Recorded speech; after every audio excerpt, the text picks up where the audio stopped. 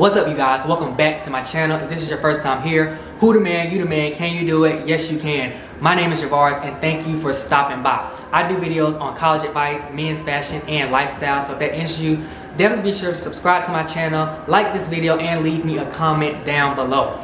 So as you can tell by the title, in this video, I'm going to be telling you I'm going to tell you 5 things you need to be doing or you can be doing to make sure you maintain a 3.0 GPA your entire time in college. Now, to be clear, this advice is mainly for freshmen, how they can kind of like make sure they're doing it from the jump. But if you're in any level of classification in your college career, some things I'm going to be saying can still kind of apply to you and help you.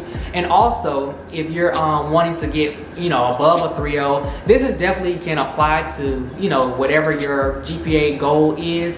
But this is specifically to a 3.0 because I know a lot of times a 3.0 is like the target for most people. So if that sounds interesting, keep on watching.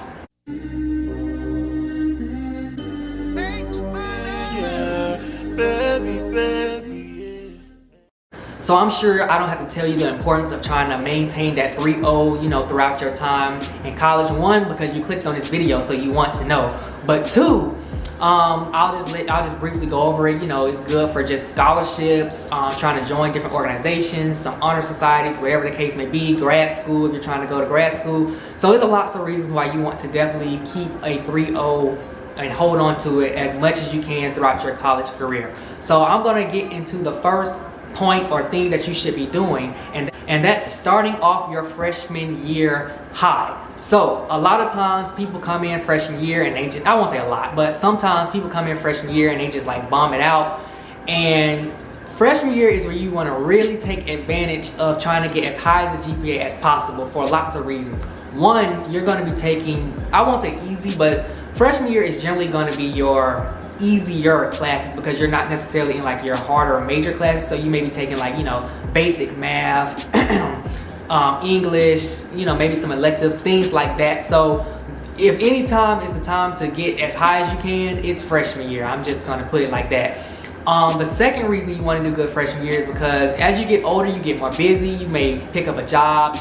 In general, you're just tired because you've been in school so long. So it's harder, I promise you, it is harder to try to fight and make up your GPA after freshman year as opposed to just starting off strong then. So I promise you want to get as high as possible freshman year. You can talk to any college student who's like not a freshman or really like a junior or a senior, some upperclassmen, and I promise you they're going to agree. You want to start off freshman year as high as possible because it'll just benefit you in the long run. So the next thing that I recommend you to do is to take summer classes. So summer classes have a lot of benefits in themselves. The first reason I want to talk about is generally summer classes are easier, not necessarily because of the summer the professors are going easy on you, but usually summer classes are shorter in length, so you may not have to cover as much material as sometimes other students would if they were to take it in the fall or spring semester. Also, with summer classes, it's just the vibe of summer. Like even the professor isn't trying to like do too much. Now again, this is general. I can't speak for every single class at every single university, but generally summer classes tend to be slightly less rigorous than the fall and spring. Now obviously you can't take all your classes during the fall and spring semester. During the summer semester. But if you can get in a couple, especially like those harder ones that you hear other people talking about, I would recommend just doing it during the summer if you don't have anything else going on.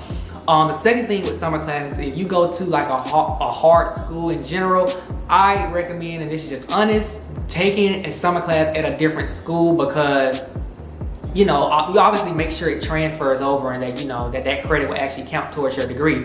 But it will save you time, energy, effort, all of that. You just take your summer classes at an easier school. It's no shame in that. I did it.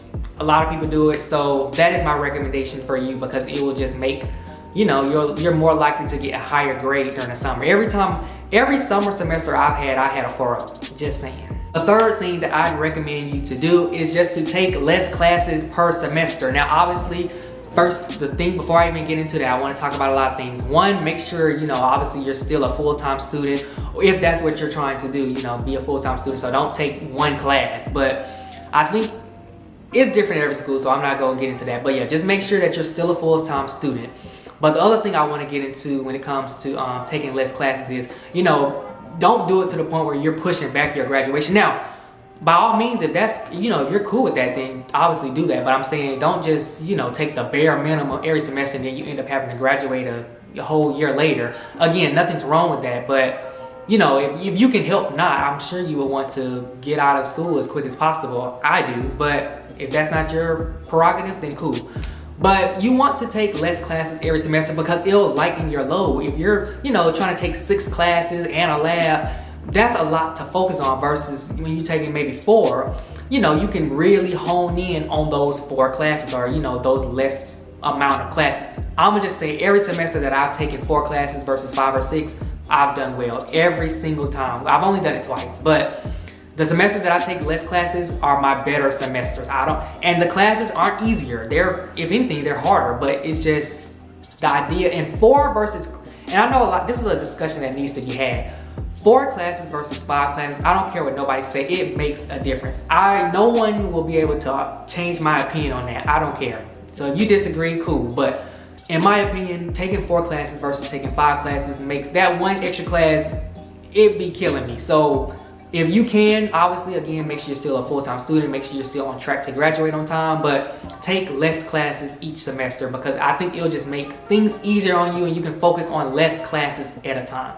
All right, so the next thing I want to tell you is to take fun or like easy classes. I mean, this should be a no-brainer, but obviously if you're trying to boost your GPA, then maybe, you know, obviously, like I said, take the classes that you have to take, you know, to make sure that you graduate with whatever your degree is. But if you have space, which most universities make sure that you have space for some extra electives, take those. Ask your friends, hey, what's some easy A classes? Because it'll just make your life easier. And honestly, sometimes they can be fun. So I say this in 2 ways. One, take classes that are going to be a guaranteed easy A because obviously this is a video about trying to keep your GPA as high as possible. So that's one thing. But also take fun classes because generally like fun classes are going to be, you know, easy. Not always, but easy. And also you're going to be interested in it. So, you know, it's like killing 2 birds in one stone. You're getting an A, but you're also kind of enjoying the class as well. So that's my recommendation. For the most part, every elective I took, I think I got an A in. So,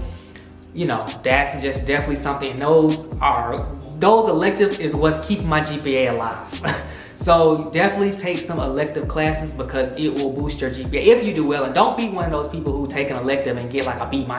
Not saying nothing's wrong with a B-, but I'm just saying, in my opinion, the whole purpose of taking like certain classes is for the A. So if you go sit up there and play around in that class, you might as well have took a real class, in my opinion. Hey, if you disagree, cool. But now I'm going to get into the 5th thing, which this one is probably the most obvious one, but that is just to take your classes seriously. You know, this one isn't really like a cheat code, like kind of how the other ones were. This one is just like, you know, because obviously you can't avoid certain classes. Certain classes are going to be hard. It is what it is. But what you can do is do your absolute best in those classes. So make sure you're taking advantage fully of all the resources that are available to you on campus. So whether that be, you know, going to office hours, going to different study groups, making your own study groups, whatever the case is, developing that relationship with your professor, all of that. You just want to make sure that you're doing everything on your part to get as high as a grade in that class. So make sure you're actually studying for your exams, doing the homework, projects, whatever on time, all of that, because that's obviously what's going to be determined on what your grade is in the class. So that brings me to the conclusion of this video. Also, yes, if anybody was wondering, yes, I am at the moment of recording this video, I'm a senior and I have maintained a 4.0 off. I wish. Now I have maintained at least a 3.0 all 4 semesters, or damn, I can't even talk. All 4 years of college. So, you know, I am, what's it called, equipped to make this video because I've done it. So just to put that out there, I should have said that at the beginning, but just to let you know. So I have kept at least a 3.0, you know, throughout all 4 years of my college experience, if anyone wanted to know. What else did I want to say? Just emphasize the importance of, you know, maintaining that 3.0. Again, if you're watching this, you already know that because you clicked on the video, so you want to know.